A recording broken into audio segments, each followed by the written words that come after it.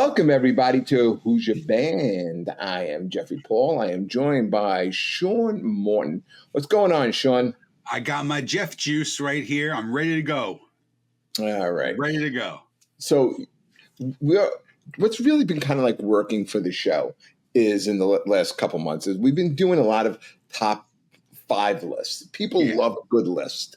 And we've done almost a lot of guitarists, we've done singers, we've made our ultimate band.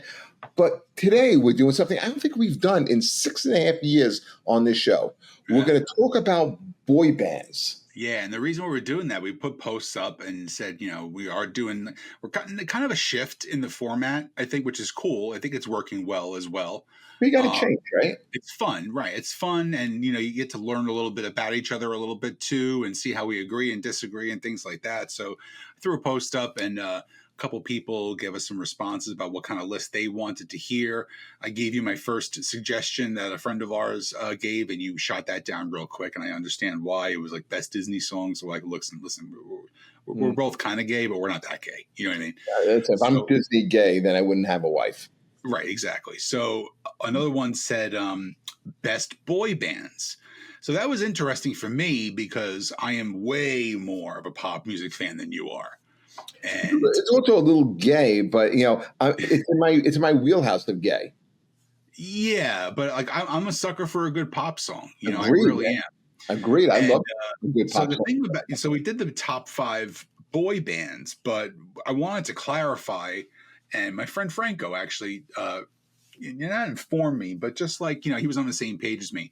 A boy band is not the Jonas Brothers. That's a family. That's a group. A boy band is not Hanson. These are 3 brothers. That's a group. See, They're a manufactured band from a management company who put individuals together to make a band. Okay, so I would disagree. I would still say Hanson was somewhat of a boy band. I'm glad you brought them up because they are not on my list. They were a group I never really liked.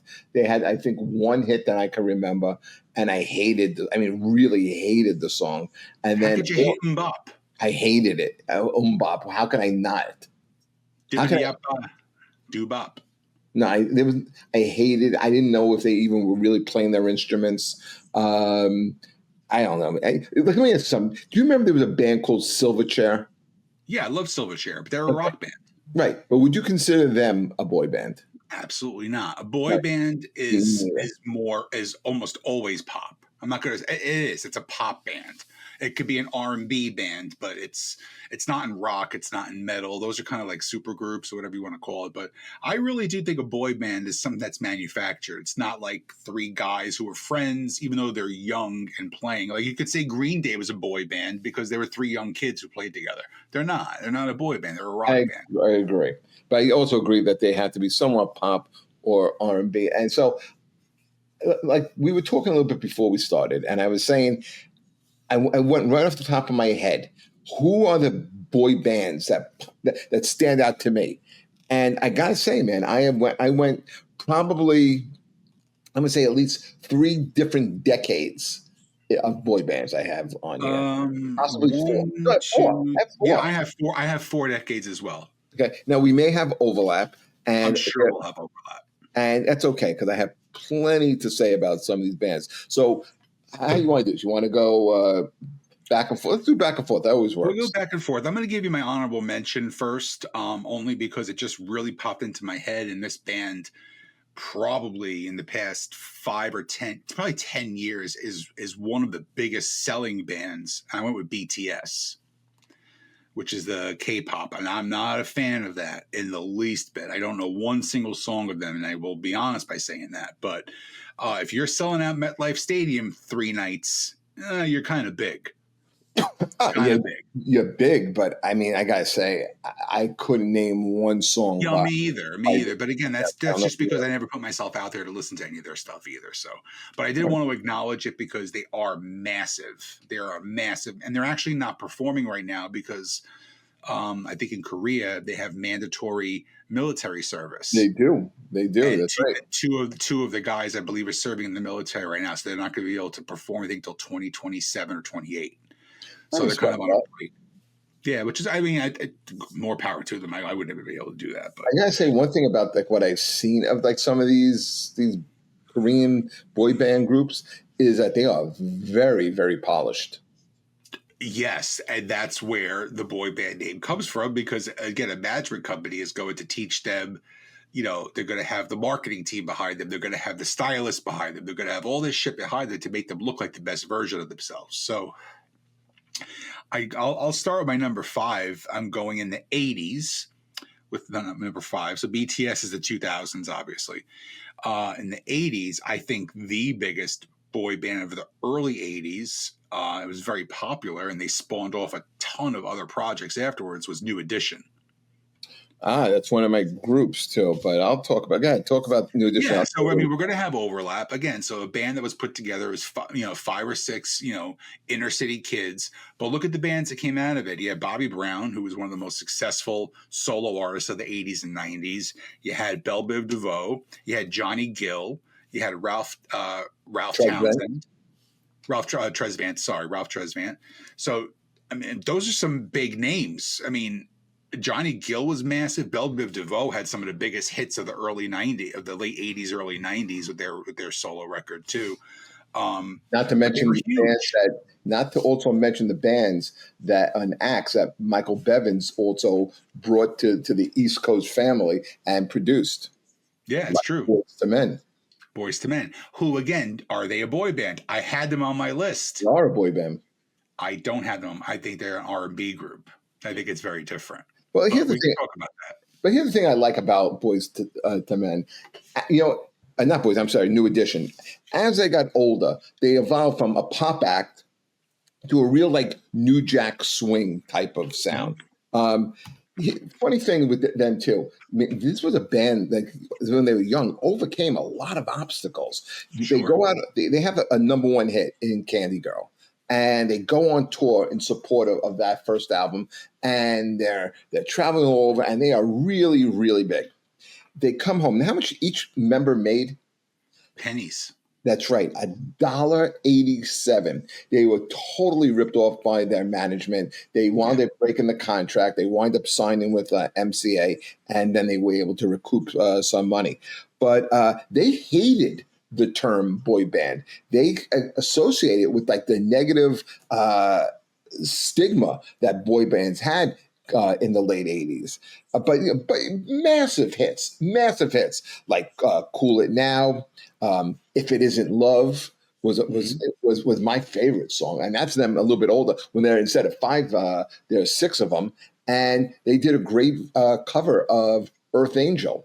Which could have very easily been on one of our lists last week. That was the Karate Kid 2 soundtrack. So, yeah, that's a good place to start. I loved New Edition. They really are very, very good. So I jump back to the 90s, and I think the 90s were the decade of the boy band. I agree. Yeah, it was definitely the decade of the boy band. I mean, there was, no joke, probably 8 or 9 of them at one point. But I went with NSYNC. Okay, how can you not? Yeah, I went with NSYNC. Again, started off where like you sort of thought that like that JC Chazé was going to be the breakout, and then all of a sudden Justin Timberlake just explodes to the front and he became way bigger than the group at very, very, very quickly. And then turns out to become one of the biggest pop stars of all time and a great actor on top of all of it too. They had massive, massive radio hits, and it wasn't just over a year or 2 span. It was like 6, 7 years. They had a lot of major hits. So I flip flop with them in my next one, but I put them at number 4. Okay, well, I also have NSYNC on my list, so let me add a little bit on about them. First of all, the name NSYNC. How did they get the name? From Justin Timberlake's mother. She came up with the name of the group. And here's something else. The 5 members, they are not the original. Lance Bass was not an original member of NSYNC. There was a guy named Jason Galasco.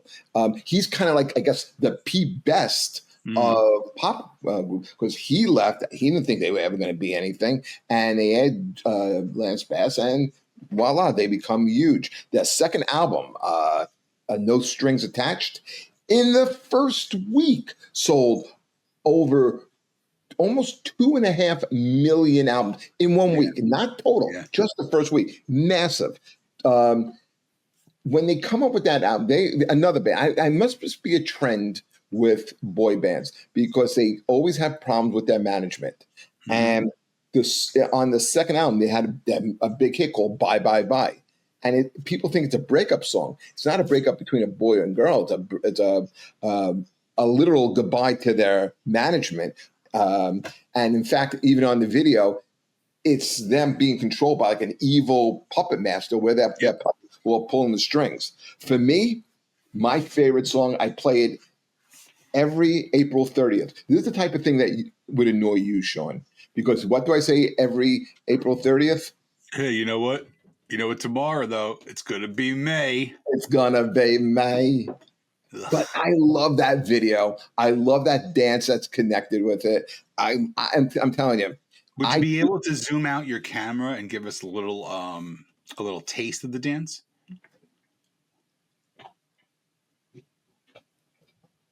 I like that.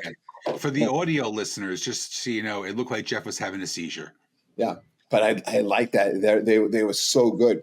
Even Joey Fatone was able to dance. They all were so talented, man. And he became a great actor too. You know, he's been on a bunch. He was in the My Big Fat Greek Wedding movies. No, that's right. He was. I forgot about that. Yeah. And he's also kind of like fills in on My Impractical Jokers every now and then. Yeah, he's good. All right. That was pretty good. That is good. I can't believe we're agreeing on shit. So far, we're 2 for 2. Yeah. So again, staying in the 90s, I think this was as big. I think this was. They're not as good musically as NSYNC was, but I think they were bigger with chicks. And I went with the Backstreet Boys. All right. So this is where I disagree with you. I love that. I think Backstreet Boys were bigger. I thought they musically were better. I thought they had more hits. Backstreet Boys, great ballads. I Want It That Way. It's one of those things that coming home from gigs, I'm driving. I will always put on, if Backstreet Boys comes on my radio, I turn up the radio and I sing with it, whether it be a ballad or whether it be something like Everybody, Larger Than Life. But you know what? Just give me a second here. So hold on. So what you're telling me is we have to take 2 separate cars to our gig on Saturday. I'm telling you, Saturday we're driving home, and I put on the radio, and if Backstreet Boys comes on, I'm singing. And let me tell you something. Right. I even make faces, like if it's like an emotional song, like not even I Wanted That. What's even more emotional? Oh, my favorite one. Tell me the reason for being lonely. If you sing that when I'm in the car with you, I just want to let you know I am willing to put my own life in danger by gripping the wheel and aiming it towards a tree. If we could sing it together, we could harmonize like I will never. I will tell you a very fucking gay story though. I think I told it on the show the one time when we had PJ Farley on from Trickster. Yes. When we're rocking, it was me and my old drummer driving back from. Is this story when you were sucking each other's dicks? No. Okay. You're so cliche. So we're coming back from a gig and like it's all metal out. We're playing We're playing Motorhead on the way back, and we're rocking out to Motorhead, and then all of a sudden, "Surrender" by Trickster comes on, and we both got silent. And as the chorus is getting in, like we're looking at each other, like who's going to be the one that breaks first. And then within like 30 seconds, we're both singing fucking "Baby, I'll Surrender" at the top of our lungs to each other on the way back from a gig. Pretty gay. And it was gay. It was a gay moment. It's very, it's very David Spade, Chris Farley. It very much was. Yeah, very much was. One of the lowest points in my life, I'm not going to lie. But I told PJ Farley that story, and he was like, cool. Yeah, he wasn't like the most enthusiastic guy, right? He was an asshole. I guess you could say that. But I mean, going back to Backstreet Boys, I really liked it. Listen, I think they're, again, five guys across the board could all sing. There's that one weird guy who wants to be like, he wants to be in a metal band, but he's kind of like, he has like a metal look, but he has kind of like he's in a moped band. The guy with the weird facial hair. I don't know his name. Yeah, it was kind of like, well, it was that style in the late 90s with like the parachute pants and like the thin beards and the he was losing. eyeliner. He was losing his hair. So he was trying to take the eyes away from up here, and everything was going on down here. Now you take a Nick Carter, and Nick Carter was he was a cool looking guy with the blonde hair, and he can dance, and he had a little bit of an attitude. I love Nick Carter. But this is what I like about the group. Like, so if you were like, so here's the question. So if you're a chick, if you're a Jeffrina, right? And you have to pick one of the Backstreet Boys. See, this is how stupid you are. You go Jeff Rena. It's not a name. Why wouldn't you just go Jennifer? Because it sounds just like a Jeff. Oh, okay. So Jennifer. So now you're Jennifer, right? Which Backstreet Boy do you pick? Nick Carter. Not even close. Okay, Adam, snip that, please. That's for promo purposes only. Yeah, but like a song like Everybody. The guys, that was the video that they dressed up in like monster costumes. They were werewolves, yeah. Yeah, werewolves and Draculas. Yeah, they funded that video themselves because the record company didn't have faith in it. But then they did have faith in Larger Than Life. And Larger Than Life cost over, it was one of the most expensive videos ever made. At the time, cost over $2 million. Yeah, I remember that. That was a big video. Big, but great song too. You got to love like the heavy synth pop beat of this song. You know, Larger Than Life, such a cool song. And then, do you remember? This is what separated them from NSYNC. They had a song called "The Call." Do you know that song? Yeah, great song. It's fast paced.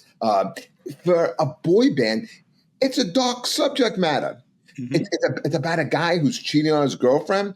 Pretty edgy for a band like this, don't you think? Yeah. No, I agree. They weren't afraid to like break out of the bubblegum a little bit. Exactly. I liked Backstreet. You know what the thing is? How did these bands stop being bands? Like all of a sudden they stopped making music. Well, because the generation changed. You know what I mean? The new trend comes in. So like at the end of the boy band shit is the start of the grunge era. Not the grunge era, the like the new metal, like the Limp Bizkit, the Korn, the Papa Roach, that became really, really popular, and that was getting played on regular radio. So, it's just, it's that 5 or 6 year trend, and it just happened to be towards the end of that and the beginning of that phase. And then you had like the Sheryl Crows and the Matchbox 20s. So like more of the pop bands instead of boy bands came out. I think Matchbox 20, Maroon 5 kind of like maybe takes place a little bit. Yeah, that's true. Well, you mentioned the band before, so my number 2, again from the 80s this time, like New Edition. I went with New Kids on the Block. I knew you were. I mean, I did not put them. Well, first of all, they are a great band. I have seen them in concert. They put on an amazing show. I loved it. I grew up listening to it. So you got to remember when they came out was 7th, 8th grade for me, which was a big, that's a big time in music when you're growing up and you're hanging out with girls and all the girls are loving it. So now you want to listen to it, so you look good with the girls and all that kind of bullshit. But Hangin' Tough might be in one of my top 20 records of all time. I fucking love that record, and I always have, and I always will. It's a great record.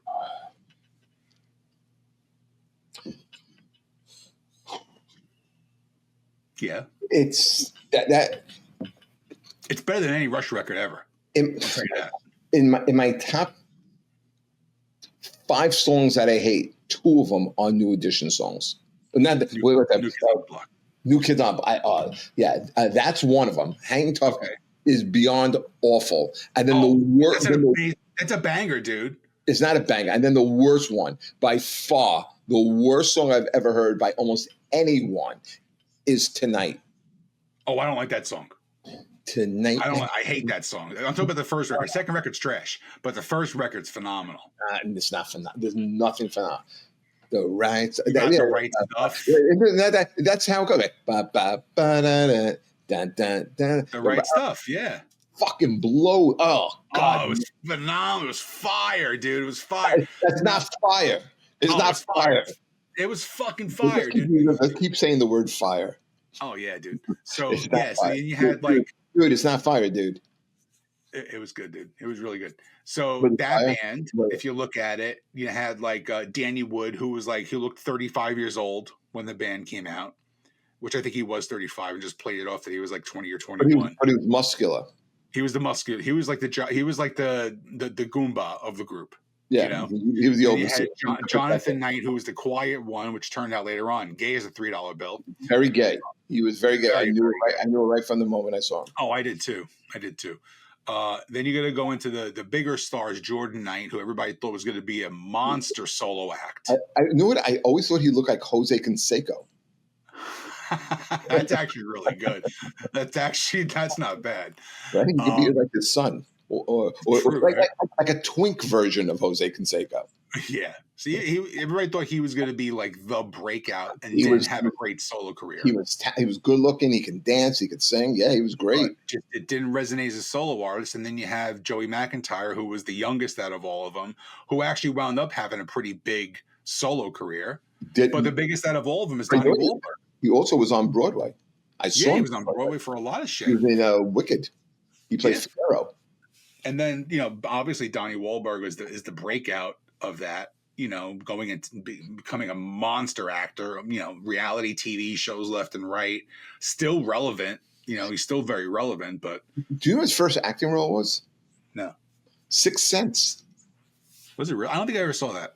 Oh, great movie. So he really showed acting chops in it and dedication. He lost a ton of weight because he's supposed to be like a drug addict, strung out drug addict. If you see the movie, he's unrecognizable and is excellent. Adam, did you see The Sixth Sense? Of course. No. Yeah. Okay. Do you remember Donnie Wahlberg in it? Yeah, he was in the beginning of the movie. Right. How good was he in that movie? Yeah, I mean, no, he was good. He was unrecognizable in it. I think he shaved his eyebrows to be in it. Yeah. Really? Yeah, I mean, really dedicated. He took it seriously. He wasn't just like a pop star crossing over. No, he was really legit. He was really very good. But I did not go with that group. I went with a group. I don't know if you know them, Sean, because I go deep when it goes into boy bands. A band out of England called Take That. And Back for Good. Okay, exactly. Late 90s, they were the biggest pop act in the UK, Europe, Asia. Launched the career of Robbie. Remember Robbie Williams? Robbie Williams, had amazing solo artist. Had a monster hit called Angels. Angel. Okay. Yep. But the singer was a guy like Jordan Knight, but blonde hair. His name was Gary Barlow. Great singer. Back for Good is considered one of the all-time great ballads. Written. I mean, it's beautifully sang. In fact, their only top 10 hit in the United States. But like in Europe, they had songs like Never Forget, The Vibe, and they were everything. But they never really broke the U.S. market. I still don't understand why. Yeah, I think it was just the crossover of being British, to be honest. And again, they didn't come out early. They came out in the late 90s. Late 90s. And the boy band was not that popular at that point. It was kind of fading away at that point. So again, wrong, right band, wrong time. Now I got one for you that I didn't put them on my list because I'm not sure if you're going to consider them a boy band. So this is, I guess, if it is, it's my honorable mention. Okay. Would you say the Monkees were a boy band? Jeffrey, not only would I say the Monkees are a boy band, the Monkees are my number one pick on my list. Oh, really? Yes. The Monkees are the very first boy band. Pretty much. Well, they are they were kind of like when the movie, what was the Beatles? The big, what was the movie? The movie was Head. They had another one. Why Adam, come on, give me a Beatles movie. Help. Help and Yellow Submarine. Hard Day's Night. Hard Day's Night. When Hard Day's Night came out, they saw what could be. So Don Kirshner put the Monkees together in 1965, specifically for TV. And it was a casting call. So we didn't talk about what constituted a boy band before we put this together. So I wasn't sure if this is something that you would consider. But 100%. They're the whole reason why I made that stipulation of being put together by management, because they were the first ones. They are. And in 1967, they outsold the Beatles and the Stones combined. Interesting thing, they go on tour in 1967. They are massive in the United States. Who's the opening act, Sean? Jimi Hendrix. And how does he do on that tour? Bombs. Sean knows his stuff here. Yes, he bombed all I the know my motherfucking Monkees, Jeff. I know my motherfucking Monkees. Well, I'm going to ask you a question at the end, because we talk about this on 101.5 all the time, and Travelise and I debate this. Okay, big hits. Daydream Believer, beautiful song, great piano riff. Davy Jones sings great on it. Last Train to Clarksville, not the type of song you would think the Monkees would sing about. It really is an anti-Vietnam song. It's about a soldier making his last stop, before he's getting deployed. But do you think this is, should the Monkees be inducted into the Rock and Roll Hall of Fame? 1,000%. See, I disagree. Why? Because I don't think they're a real band. They are. Well, they put out music that they played on and they sang on. And yes, they were a real band, and they toured and played live, not to track. And at 100%, they were a monstrous band. And for a long time, they were my favorite band when I was growing up as a kid. Like before I found like Guns N' Roses and the hard rock, the Monkees were my favorite band. I loved the show because it was on syndication on MTV when I was a kid. So I watched every single episode. My mom gave me all her Monkees records because she was a fan when they came out.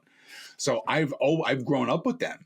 I even love like their the new song they put out in the 90s. That was Then This Is Now. That was a huge MTV hit. Yeah, but that's only three at the time. I think Mike Naismith was away for that. He didn't do that album. Yeah, correct. It was just the three of them. But did you know Pleasant Valley Sunday, which is another song by them, is named after Pleasant Valley Way in East Orange? No. Did they write their own songs, or I could have sworn they had songwriters? I thought They did have songwriters, but they did write a few here and there. And Michael Nesmith was more of the writer. He was the real musician of the band. And so was Peter Tork. In fact, he was a great bass player. Yeah. So he was also Peter Tork. This I remember. If you were around the city in the mid to late 80s, if you went to the Village, like you would have like signs on posts on posts, and free guitar lesson. Yeah. Tork was offering guitar lessons, and I remember he would have like these little clips. Like a piece that you would pull out the thing and you call him, and you could go to his apartment and teach a guitar. Mickey Dolenz, when I got to meet him, one of the biggest disappointments of a celebrity. I could see that. He seemed like a dick. It really was. So my old manager at the time was doing promoted a show. It was Mickey Dolenz and Peter Noon from Herman's Hermits. Sure. Right.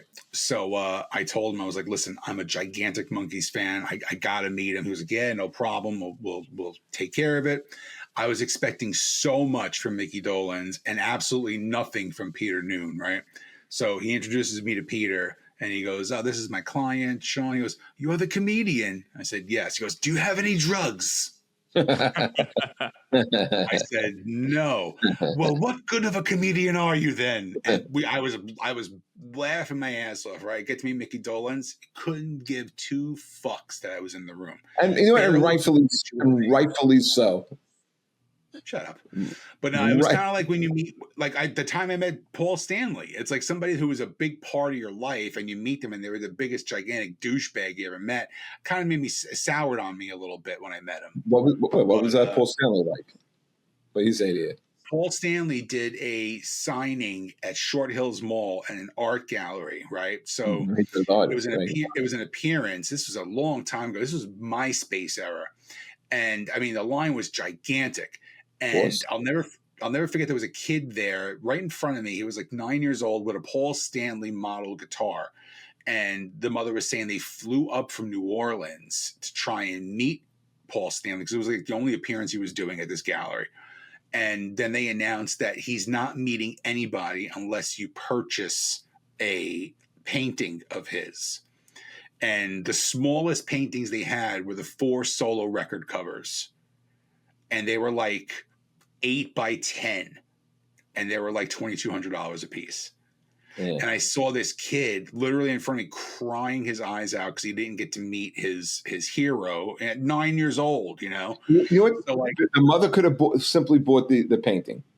Well, she was a selfish bitch. I mean, yeah, exactly. So, listen, buy the painting. You really want the autograph that buy the painting. I agree. Yeah, but I left a bad taste in my mouth. That like you're doing an appearance, but it's only for certain people. Like that's kind of shitty. If you know on the front end, like you go to do like pay to play, baby. Pay to play. Yeah, if it's like a chiller theater, and you want to get a picture with like Val Kilmer when he was alive, or somebody that big that you're like Patricia Arquette or whoever these fucking losers that are going to these things. That was your go-to, Patricia Arquette. I'm a little high, Jeff. It just kicked in. I probably can name 3 better Patricias. Probably, yeah. But yeah, like what you're getting into. You're paying for it. You're gonna meet them. So like if you meet them there and like you want to take a picture with them, they have the right to not take it because that's part of their thing. But if you're advertising as an event, that's really douche. Really, really douche. Yeah, so I lost it with Paul Stanley after that. I wanted to defend Paul Stanley because much like you, Kiss was like probably my first big boy group growing up. I loved Kiss. I had everything Kiss, love them, still do, but I've heard stories about Paul. Yeah, and Gene. When I met Gene, maybe the coolest celebrity that I've met. I've heard that too. And when you just walk into a room, like I got invited to his record release party when he did the solo record with that song "Asshole" in the late '90s. So I got to go to his record release, and he just walked into the room and he commanded a presence. But he stopped. He shook every single person's hand that came to that record release party. Played 4 songs, shook everybody's hand on the way out. Didn't do pictures, which is fine, but acknowledged everybody, thanked them all for coming, and then went on his way. Other than Anthony Cumia, anyone who's come into contact with Gene always has great stories about Gene. I met him once at a book signing too, and he said, "Are you a fan?" I said, "Well, I am. What's your favorite Kiss song?" I said, "Oh, it's kind of obscure. I don't think you're, going to, guess it." I said, "But it's Unholy." He goes, "Great song. I wrote that. Good choice." Puts his arm around me, big ass picture. I'm on my way. It would have been great if you picked like this shitty, like Beth, which he had nothing to do with. The band, yeah, right. The band had nothing to do with it. That was like my favorite Kiss record is The Elder. The Elder. When did they start? You know what I was listening to the other day? Like I hadn't heard it in a while, and then all of a sudden I heard. Remember the song? It's from Hot in the Shade. Hide Your Heart.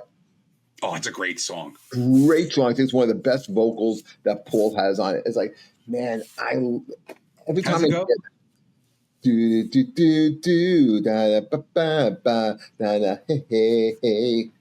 See what he did? I did a couple of hey heys, ba ba ba, and a do do do. Yeah, a lot of doo doo. Yeah, I do a lot of that. But anyway, let's continue with our list. And here, I'm surprised we haven't gotten to this group yet. Well, it's your number 1. I still have a couple of groups that we didn't talk about. I have 2. I have another one that I can bring up. That's fine. Go ahead. I guess my number 1 has to be the Jackson 5. Not a boy band. How do you figure? I mean, unmatchable. They're family. That's not a boy band. Hanson's not a boy band. We already established this. That's a musical group. See, I think they were. One of the fake stories is it was discovered by Diana Ross. Not true. They just kind of attached Diana Ross to it because she was huge at the time. They wanted to push the Jackson 5, but the Jackson 5 didn't need any type of pushing. Their first 4 singles was "I Want You Back," "ABC," "The Love You Save," "I'll Be There," all number 1 hits. Yep. By the time the 70s roll around, they have a Saturday morning cartoon. But But if I don't get credit for that being a boy band, how about this then? The last group I have, the Bay City Rollers. I don't know. Okay, so group from Edinburgh, Scotland. I know they are. I don't know how they would be a boy band. Okay, well, they you know what they were like?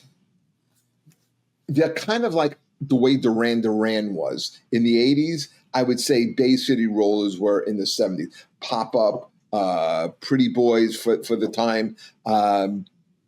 They had a huge single called Saturday Night.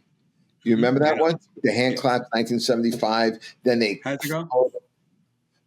SATURDAY. Okay. Right. Followed up in the next year with "I Only Want to Be with You," the Dusty Springfield classic. To me, I just remember them as a kid being as big as any group. I mean, they were just massive. But Didn't they have their own TV show, like a variety show? I don't know if they had a variety show. I know they were on TV shows. Yeah. And when they were on TV, I think they were doing Don Kirshner or some show. It wasn't Saturday Night Live because they were big before Saturday Night Live came out. I just remember people like, I got to get home. I got to watch the Bay City Rollers. All the little girls in my elementary school, everyone loved the Bay City Rollers. And then the lead singer, I guess fame comes to you too quick, winds up into drugs, and the band disbands, and you never hear from them again. But I mean, but great big band, great success early on. I mean, the only other one that I had on my list that I took off for BTS was another one from the 80s. Again, you don't know a lot of their hits, but you know the name Menudo. Oh, sure. Cannonball was one of their big hits. Right. So, Ricky Martin. Launched Ricky Martin, who became one of the biggest pop stars. I mean, you can probably say he's one of the biggest pop stars of all time at this point. So I put them on there, but they were in they were out when I was a kid, and I never really knew. I knew the name everywhere from like reading the magazines and things like that, and I didn't know them. I thought you were going to go 98 Degrees. They were. I contemplated that. I did because of Nick Lachey, but I think that they were a lot bigger than 98 Degrees. 100%. Menudo? Yeah. 100%. They were also they were the crossover. Mm-hmm. But you know what? They kept it real. They kept it Spanish. And I like the fact too that it was a revolving door. It was like a brand. Yeah. When you were 16, you were out. Yeah. That's a weird concept when you think about it. I would love to do that, like have people live with me. I would love to have maybe like a Mexican live with me until he's about 18, 21 years old. They got to help me out doing work in the house. Yeah, clarify why you want a teenager living with you only until he's 18. I get them at 18. They can stay between 8. I get them at 18. It got to be legal. I don't want like a twink. I don't want like a weakling. I need help. I can't carry bags of mulch anymore. I need help like when I open the pool, all that type of stuff. If I can have someone live in my house, like a Mexican wants to come, I'll take an illegal. I'll do it. Okay, and they come here. They can live in the house. I'll give them a room. I'll give them some food. I'll pay them some money. You sound like a plantation owner right now. Yeah, but now if I was a plantation owner, I wouldn't be like a mean plantation owner. I'd be like a nice guy. I'd be like a nice plantation owner. Like you wouldn't whip them. I'd never whip them. No. You would just sternly talk to them. I threaten if you're not going to do the work, I'm going to have to fire you from being, working on my plantation. You'd be like, you know who's not happy? This guy. Come on, but I mean, I would have him like hang out with me. It'd be great. Well, somebody has to. Yeah, I let someone come and live with me. No problem. But you got to work. So you got to work with me. You're a fan of slave labor, is what you're saying. That's fine, Jeff. I'm paying them. Oh, you're paying them by allowing the illegal to live with you. They're going to need a place to stay. They come over here. I don't want to live in some shithole. They can live in my house with me. You got to have them tuck you in? No.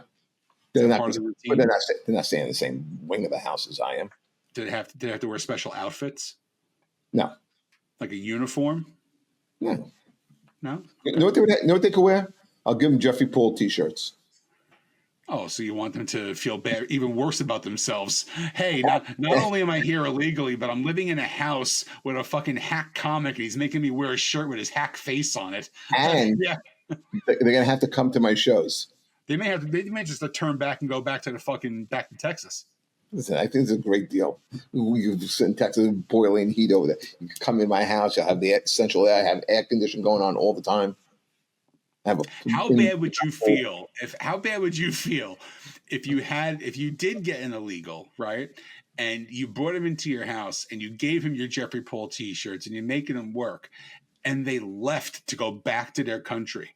Like, right. How would that make you feel? Like that your little utopia is worse than a third world country?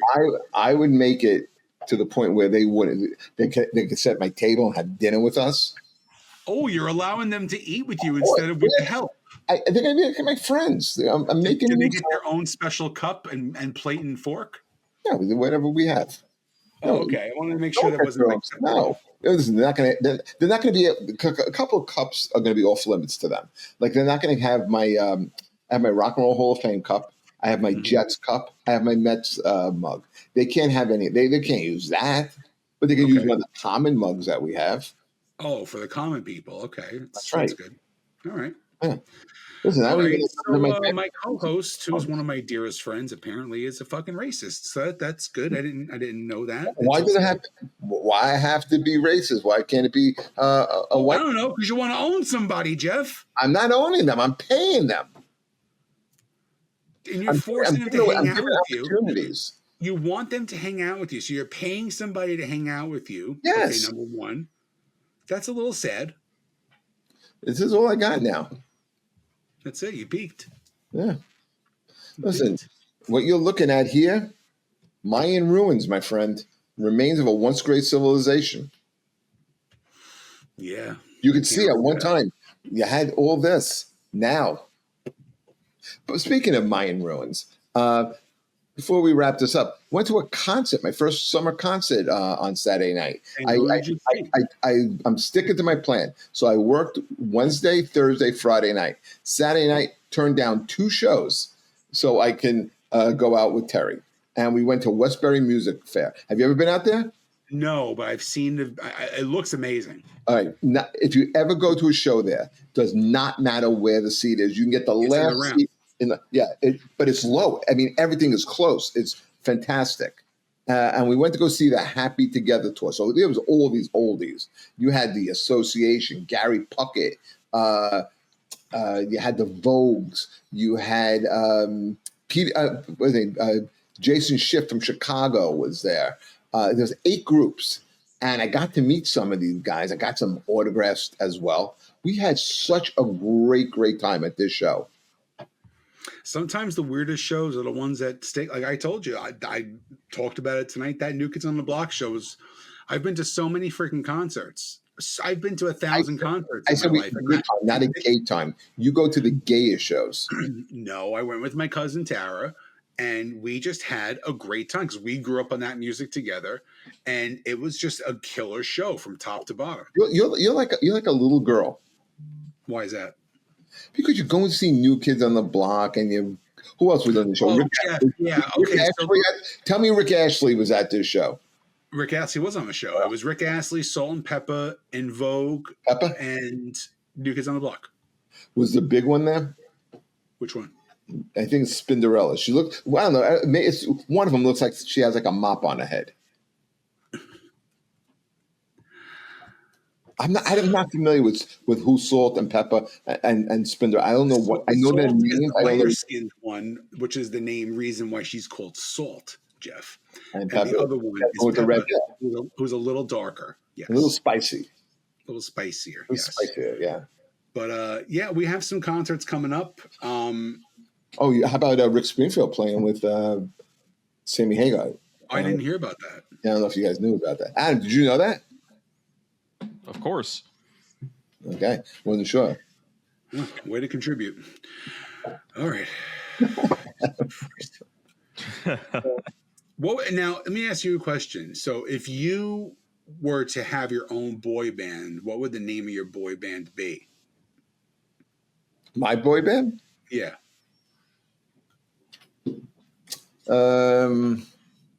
My boy band name would be. Sure. I guess it would be. I wanted to be like kind of upbeat. You know what we call ourselves? How many guys are in my band? 5. I think it'd be Boy something bands like. are usually 4 to 5. Okay, I'm gonna say we're gonna call ourselves the 5 line. The 5 line. Okay, Yeah, you're never getting on television. we're gonna call ourselves the 5 line because this is what we'd be like. Now it's come together. We'd be the 5 line, and we'd be kind of like inner city guys because the 5 line was the train that we always took. Okay, so we'd have like a backstory, like back in the day when we were trying to make it, we always would take the 5 line. That 5 line would get us to Midtown, where we would hang out on the street and spit our lyrics and sing, just to try and get pocket change to get by until we got discovered. And then one day, someone saw us walking. They were walking by and hear our vibe and say, "Hey, I know somebody," and that's how we took off. And so we wanted to pay homage to the ones that keep it 100 with a 5 line. I don't know how, like, I hate you in real life, right? Like, let's get that out of the way. I hate you in real life, but how did you make a story about your fictional life that made me hate you more? I guess it's a talent I have. There's very few people who get under my skin more than you. And better at getting under my skin than you. I never take that as a compliment. I think that's a good thing. That's a good thing. What would your fictitious band be? Oh, mine's an easy one, Jeff. Because it's going to be it's 5 guys who are just trying to. Maybe that's the name of it, 5 guys. That's what sponsored by. No, it's just it's 5 young sweet boys who. Just want to get through to the girls, and just want to bring them to this amazing place. Are you like a balladeer? No. I would be the balladeer of the group. Yeah, like I would definitely be like. Yeah, I would be like the. What are you wearing? Are you dressed up nice with shirts and ties? Well, we're in the 90s now, remember? So I'm gonna be more of the merry-go-round, chess king. Are you wearing a tie, or are you guys wearing like sweaters? No, I'm doing more of the like, kind of like the Adidas, the running outfits, or like the velour running outfit. Because I'm a big boy. Is everyone in the group wearing a velour?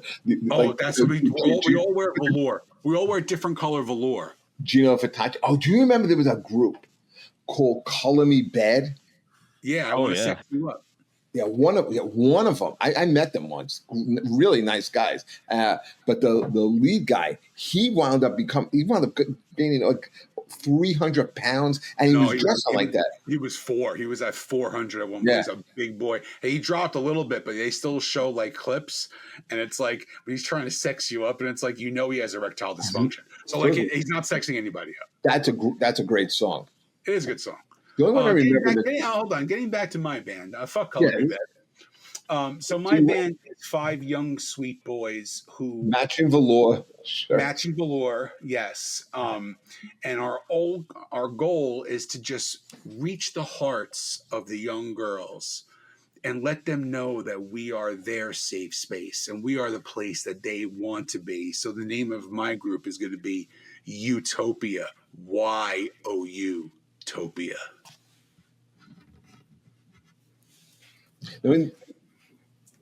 You son of a bitch.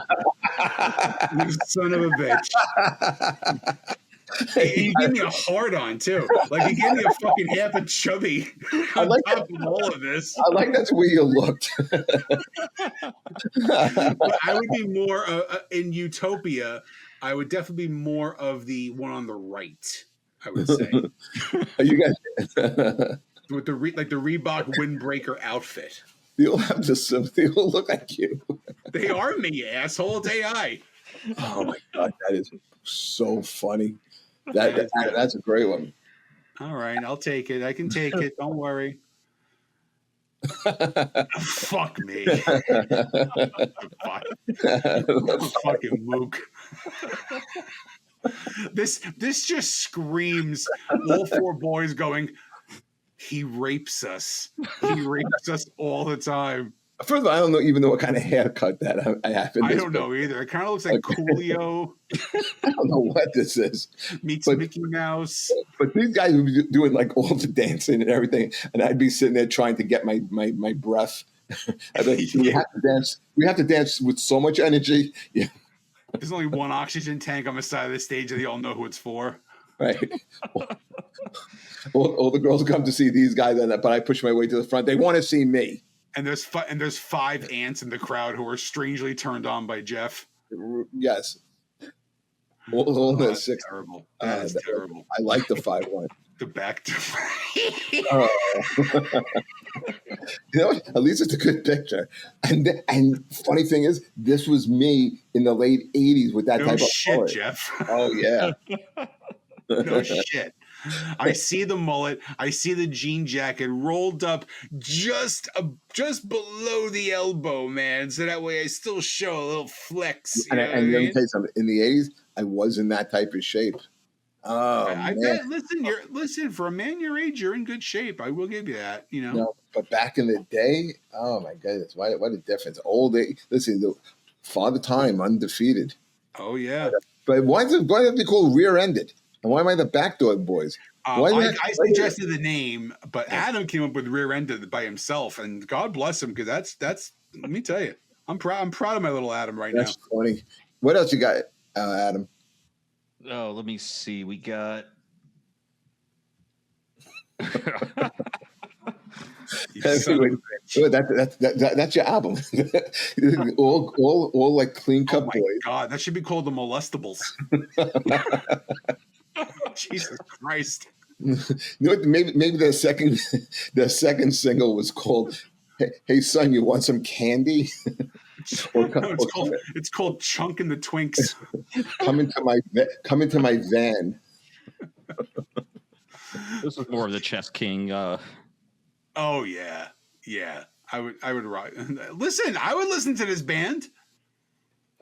You know what I look like in this? I look like the one of them's uncle, who the lead singer died, right? And I'm saying to them, listen, you're too good of a band to not keep going on. I'll fill in, and I'm definitely one of them's uncle in this. You look like the guy who says, "Look, I got first row to the wrestling match." And then one of them comes, and you only have one ticket. You make them sit on your lap. Oh yeah, definitely the one on the left. Yeah, you look like you've been molested at least from one of these guys. Yeah, the one on the left. I just said that. Not bad, Adam. Back to what rear-ended. You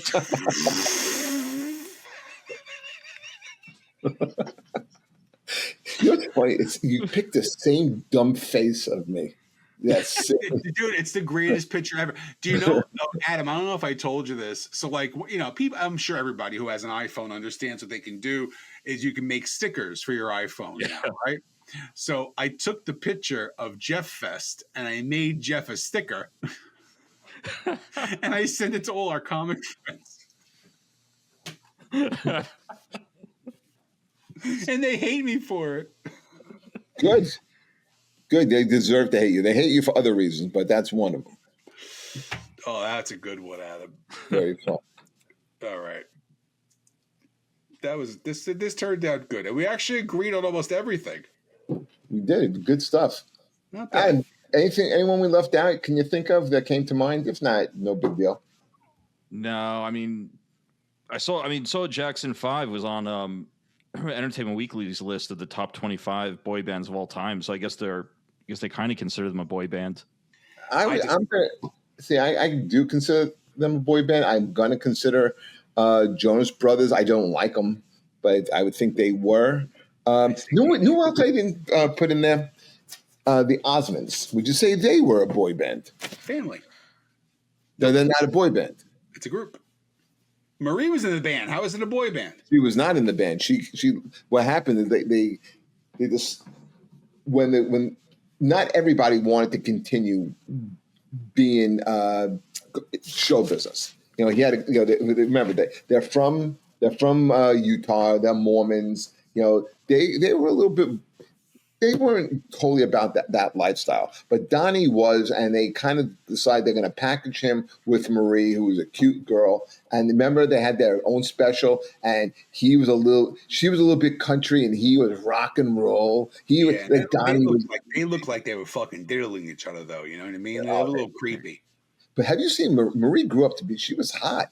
She was, but now she's sick, so now she's not so hot. Well, at one time, she was like very, very. Now you have a chance of actually banging her, probably. Yeah, I don't know. What kind of illness does she have? I think she has Parkinson's, like the bad kind, like the bad kind. Is it constantly shaking? Yeah. It's like she can't perform anymore. So, but you can still fuck, right? All right. So, can I tell you a funny story? If you're mentioning about fucking 80-year-olds, I just talked about the story today. No, you didn't. No, hold on. So, we're at Chiller Theater, which you've been to a million times, right? I like. So now this is back years and years ago when they used to do it on 2 different floors instead of just the one big floor area. So we are getting in the elevator, and who gets on the elevator but Julie Newmar? Oh, beautiful. The original Catwoman, right? Now, again, at this time, probably in her late 70s, but beautifully put together, very attractive, obviously a lot older, but very attractive lady, all put together. So we're going up to the second floor, and she says, "Would one of you gentlemen mind helping me to my room? I'm a little unsteady." So I'm like, "Oh, you know." And so one guy goes, "I'm sure, Miss Newmar, I'll help you." He's fanboying out, right?